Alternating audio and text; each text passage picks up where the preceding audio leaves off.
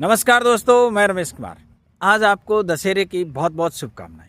और इसी के साथ रावण के जलने को मैं ज्वलन ताप से समझा रहा हूं। रावण जलेगा, ज्वलन ताप पर जलेगा, उसका अहंकार भी ज्वलन ताप पर जलेगा, इग्निशन पॉइंट पर जलेगा। आपने इसको समझिए, आपने घर में चूल्हे में लकड़ियों को जलते हुए देखा होगा। वो लकड़ियां जब पहले से जल रही है और उसमें आपने कोई लकड़ी डाली, वो कब आग पकड़ती है? पहले धीरे धीरे थोड़ी थोड़ी वो गर्म होती है।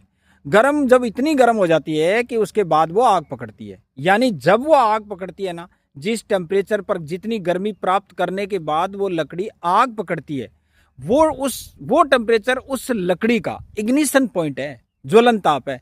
ज्वलन ताप प्राप्त करते ही वस्तु आग पकड़ लेती है। इसी प्रकार आपने देखा होगा, जब किसी व्यक्ति की मृत्यु होती है तो उसके शरीर को जलाया जाता है।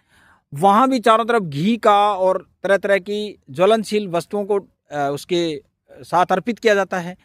ऐसे ही जीवन में जहाँ भी कहीं भी आप देखोगे, जैसे आपने एलपीजी सिलेंडर को देखा होगा, उसकी जो गैस है वो छोटे से लाइटर की एक पॉइंट से जल जाती है, क्योंकि उसका ज्वलन ताप बहुत कम होता है।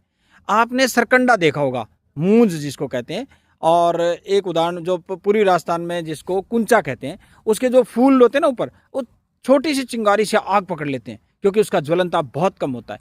अलग अलग वस्तुओं का ज्वलन ताप अलग अलग होता है, और इसी के आधार पर दुनिया में जो आग लगने वाली वस्तुएं होती हैं उनकी अलग अलग से कैटेगरियां बनाई हुई हैं।